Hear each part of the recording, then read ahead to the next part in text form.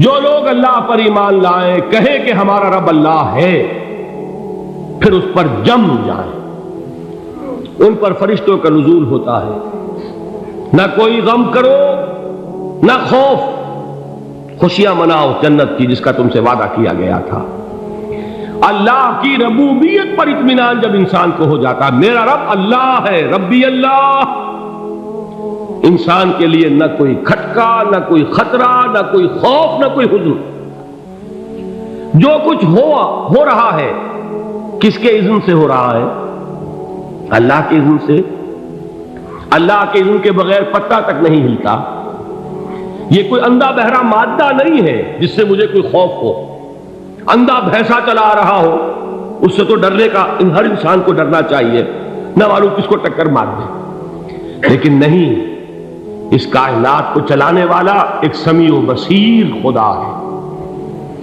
وہ جو میرا دوست ہے، میرا ولی ہے، اللہ ولی الذین آمنوا یخرجہم من الظلمات الی النور، اللہ اہل ایمان کا ولی ہے، ساتھی ہے، پشت پناہ ہے، مددگار ہے، حمایتی ہے۔ بتائیے جسے یقین ہو جائے کہ اللہ میرا مددگار، اللہ میرا محافظ، اللہ میرا پشت پناہ، اللہ میرا حمایتی، اس کے لیے کوئی خوف ہوگا؟ اس سے کوئی ڈر ہوگا؟ میں مثال دیا کرتا ہوں ایک بہت سادہ، پنجاب کے دیہات کی۔ تو بڑا چودھری ہے اور کوئی غریب کسان ہے، اس غریب کسان کے جانوروں کو ہر وقت اندیشہ ہوگا چوری کا، کوئی میری بھینس کھول کر نہ لے جائے، کوئی میرا بیل کھول کر نہ لے جائے۔ لیکن جس کے بارے میں یہ سب کو معلوم ہو کہ وہ جو بڑا چودھری ہے وہ اس کا دوست ہے، اس کی بچیا کو کوئی خوف ہوگا؟ اس کی بھینس پر کوئی ہاتھ ڈالے گا؟ اسے کوئی اندیشہ ہوگا؟ نہیں۔ کیوں؟ کہ وہ بڑا چودھری، بڑا اس کا یہاں کا سردار، جاگیردار، سب کو معلوم ہے وہ میرا دوست ہے، کوئی میرے خلاف اقدام نہیں کر سکتا۔ اس دنیا میں یہ چھوٹی سی بات اگر آپ کے دلی اطمینان اور سکون کا باعث بن سکتی ہے تو ذرا تصور کیجئے۔ میں لفظ تصور استعمال کروں گا صرف اس لیے کہ اس کا ہم جس کو کہتے ہیں ادراک اور شعور کر نہیں سکتے، اگر کے ساتھ کر سکتے۔ اگر یقین ہو کہ اللہ میرا مددگار اور یقین ہو کہ اللہ ہر آن میرے ساتھ ہے، پھر کوئی خوف؟ کس کا خوف؟ کوئی شے اللہ سے بالا تر ہے؟ کوئی قوت اس سے زیادہ طاقتور ہے؟ کوئی اس کے ارادے کو بدلنے والا ہے؟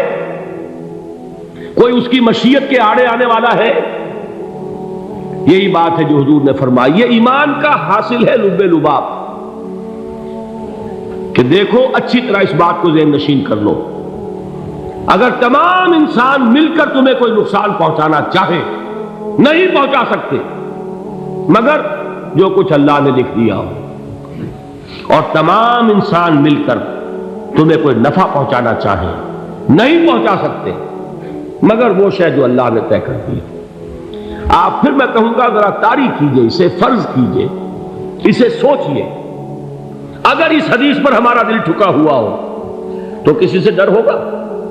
یہ مجھے نقصان نہ پہنچا دے، یہ میری رپورٹ خراب نہ کر دے، یہ میری انکریمنٹ نہ رکوا دے، یہ میرا یہ نہ بگاڑ دے، یہ میرے یہ نقصان نہ پہنچا دے، اس کا ڈر، اس کا ڈر، اس کا خوف، اس کی خوشامد، اس کے لیے جا کر طرح طرح سے اپنی عزت نفس کو ذلیل کروانا اس کے سامنے، یہ سب کچھ کیوں کرتا ہے انسان؟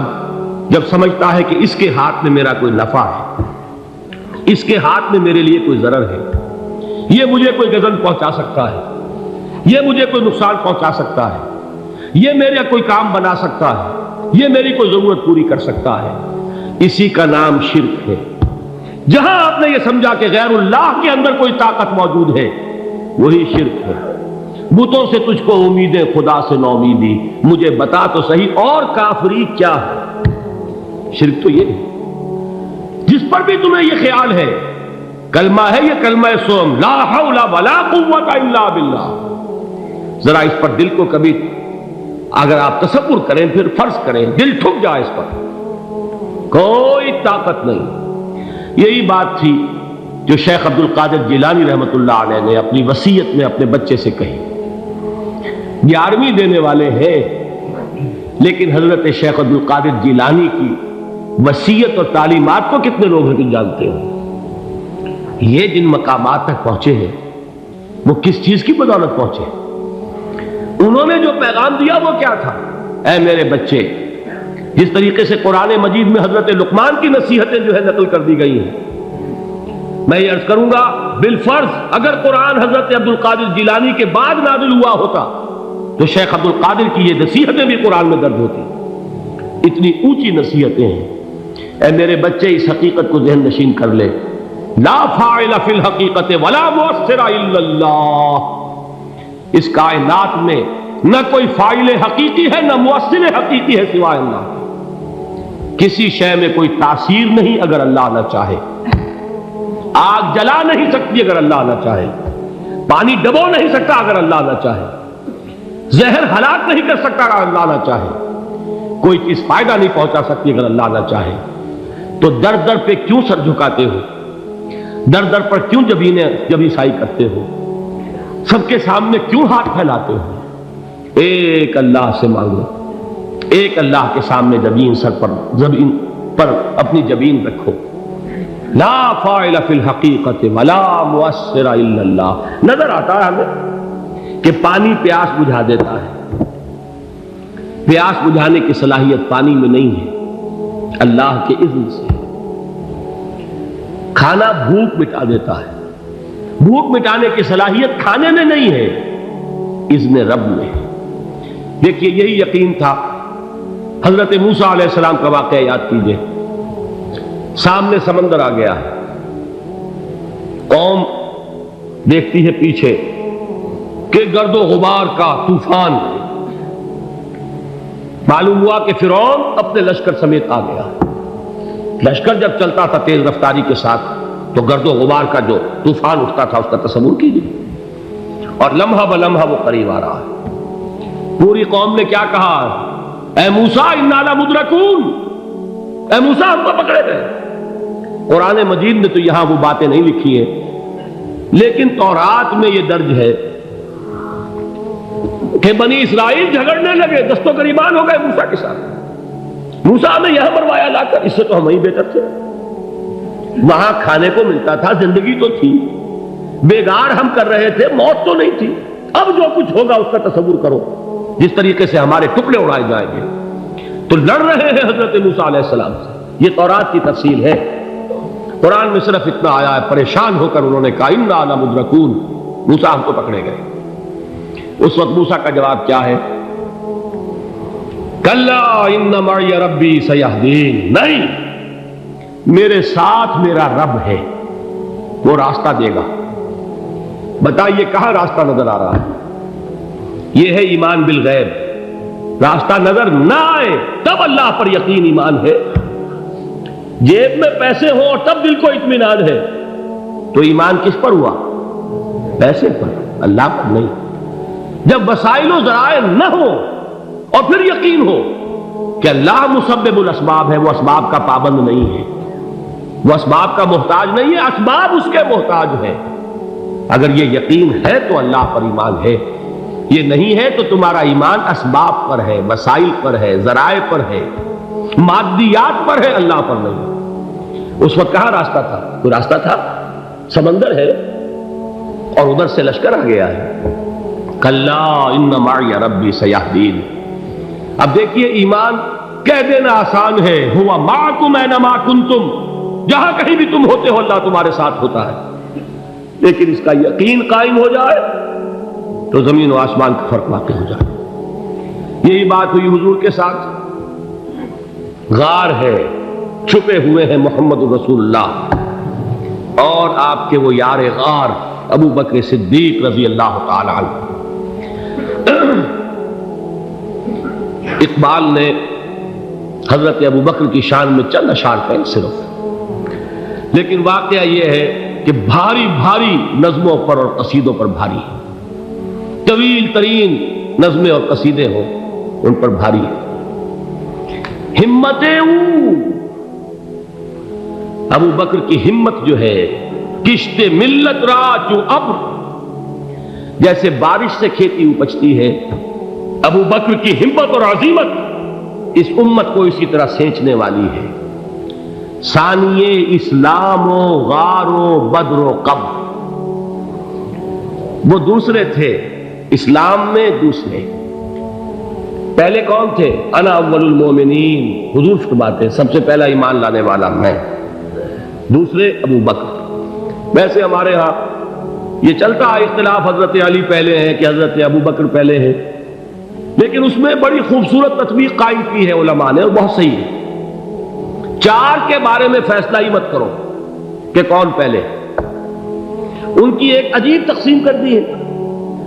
آزاد مردوں میں، بالغ مردوں میں سب سے پہلے ابو بکر، بچوں میں سب سے پہلے علی، خواتین میں سب سے پہلے خدیجہ، اور غلاموں میں سب سے پہلے زید بن حارثہ۔ بڑی پیاری تقسیم ہے، یہ چاروں ہی پہلے ہیں، ہر ایک کے لیے اولیت ہے۔ اور واقعہ یہ ہے کہ اگر زمانی اعتبار سے تعین ہوگا تو پہلے خدیجۃ الکبریٰ آئیں گی رضی اللہ تعالی عنہ، کسی اور سے بات کرنے کی نوبت بعد میں آ سکتی ہے، پہلے تو اہلیہ محترمہ سے بات ہوئی، آتے ہی پہلی وحی ہوئی ہے، ابھی تبلیغ کا حکم نہیں تھا، کس کو بتایا واقعہ؟ ابھی اپنی نبوت کی تبلیغ کا تو حکم ہی نہیں آیا، واقعہ کس کا ہے؟ وہ خدیجہ کا ہے۔ جب کہا ہے کہ خشیت علی نفسی، مجھے اپنی جان کا اندیشہ ہے، تو کیا جواب دیا خدیجہ نے رضی اللہ تعالی عنہا؟ وہ صدیقۃ الکبریٰ ہے، صدیقات جو ہے خواتین ان میں چوٹی پر خدیجۃ الکبریٰ ہے رضی اللہ تعالی عنہا، اور صدیق جو مرد ہیں ان میں صدیق اکبر ہے ابو بکر صدیق رضی اللہ تعالی عنہ، لیکن صدیقات میں چوٹی پر۔ جب حضور نے فرمایا خشیت علی نفسی، کیا فرمایا، کیا عرض کیا، کیسے تسلی دی؟ نہیں نہیں، اللہ آپ کو ضائع نہیں کرے گا، آپ غریبوں کے ہمدرد ہیں، آپ مساکین کے تکالیف رفع کرنے والے ہیں، آپ بیواؤں کی سرپرستی کرتے ہیں، آپ مسافروں کی خدمت کرتے ہیں، اللہ آپ کو ضائع نہیں کرے گا۔ یہ یقین ہے اس خاتون کے اندر۔ خیر وہ ایک علیحدہ بات ہو جائے گی۔ میرے دل پر حضرت خدیجہ رضی اللہ تعالیٰ عنہ کی شخصیت کا بڑا گہرا نقش ہے، جو وہ کوئی اور ہی وقت اور موقع ہوا تو بیان ہوگا۔ بہرحال اقبال نے ایک مصرے میں جو چار اولیتیں جمع کر دی ہیں، ہمت او کشت امت را چو ابر، ثانی اسلام و غار و بدر و قبر۔ اسلام میں حضور کے بعد پہلے کون؟ ابو بکر۔ غار میں حضور کے ساتھ کون؟ ابو بکر۔ بدر کی رات اللہ کا رسول سر بسجود، وہ جھاڑ، وہ گھاس پھوس کی جو جھوپڑی بنائی گئی تھی، اور وہاں تلوار ننگی لے کر پہرا دینے والا کون؟ ابو بکر۔ اور اس حجرہ عائشہ میں محمد کے بعد سب سے پہلے دفن ہونے والا کون؟ ابو بکر رضی اللہ تعالی عنہ صلی اللہ علیہ وسلم۔ وہ جو معاملہ میں سنا رہا تھا غار ثور کا، حضرت ابو بکر بھی حضور کے خیال سے لرز گئے ہیں۔ آپ کو یاد ہوگا کہ جا کر پہلے تمام جتنے سوراخ تھے انہیں بند کیا ہے، ایک سوراخ رہ گیا تھا جس کو بند کرنے کے لیے کوئی کپڑا نہیں تھا، وہاں اپنی ایڑی رکھی ہے، تب کہا ہے حضور سے تشریف لائیے، اور اپنے زانو پر حضور کو لٹایا ہے، اور وہاں کسی موذی جانور نے کاٹا ہے، حضور کی آنکھ لگ گئی تھی، اس وقت اس بل کے اندر جو بھی بچھو ہے کیا ہے واللہ عالم، اس نے کاٹا ہے، اس کی تکلیف کی وجہ سے ابو بکر کی آنکھوں سے آنسو ٹپک گئے، حضور کے چہرے مبارک پر پڑے ہیں، تو حضور جاگے ہیں، معاملہ کیا ہے؟ ایڑی نہیں ہٹائی وہاں سے، مبادا وہ جانور وہاں سے نکل کر محمد الرسول اللہ کو کوئی گزن پہنچا دے، ابو بکر کی ایڑی ہے، جس طرح چاہے کھا لے، ختم کر دے، جان نکل جائے تب کوئی آنچ آئے محمد پر تو آئے، لیکن جیتے جی نہیں۔ وہ ہے ابو بکر حضور کے خیال سے۔ اس وقت حضور نے پھر اپنا لعاب دہن لگایا ہے، اور اس سے پھر آپ کی تکلیف ختم ہوئی۔ جیسے خیبر میں حضرت علی کی آنکھ دکھ رہی تھی، اس کو جو شفا حاصل ہوئی ہے وہ بھی حضور کے لعاب دہن سے ہوئی۔ تو بہرحال اس وقت انہوں نے کہا ہے کہ اے نبی یا رسول اللہ، اگر اس وقت ان میں سے کسی نے غیر ارادی طور پر بھی اپنے قدموں کی طرف جھانک لیا تو پکڑے جائیں گے۔ کیا جواب تھا اللہ کے رسول کا؟ لا تحزن ان اللہ معنا، اللہ ہمارے ساتھ ہے، کیوں گھبراتے ہو ابو بکر؟ یہ ہے ایمان باللہ، میرا مالک اللہ، میرا رازق اللہ، میرا محافظ اللہ، میرا مددگار اللہ، میرا پشت پناہ اللہ، میرا دوست اللہ۔ یہ دوستی ہے اللہ کی جو لب لباب ہے، حاصل ہے ایمان کا، اسی کا نام ولایت ہے۔ اولیاء اللہ کے سروں پر سینگ نہیں ہوتے، جس کے دل میں ایمان راسخ ہو چکا ہو وہی اللہ کا ولی ہے، جسے اللہ پر یقین ہو چکا ہے وہی اللہ کا ولی ہے، جسے یقین ہے اللہ میرے ساتھ ہے، میرا مددگار، میرا پشت پناہ، میرا ساتھی، میرا دوست، میرا محبوب، میرا محب۔ اللہ اہل ایمان سے محبت کرتا ہے۔ واللہ یحب الصادقین، ان اللہ یحب الذین یقاتلون فی سبیلہ صفا کانہم بنیان مرصوص۔ اللہ محبت کرنے والا، اہل ایمان محبوب، اور اہل ایمان محبت کرنے والے اللہ محبوب۔ والذین آمنوا اشد حبا للہ۔ آپ تصور کیجئے جسے یہ رشتہ ایمان یا رشتہ ولایت حاصل ہو جائے، الا ان اولیاء اللہ لا خوف علیہم ولا هم یحزنون، آگاہ ہو جاؤ، اللہ کے دوستوں کے لیے نہ کوئی خوف ہے نہ کوئی حزن ہے۔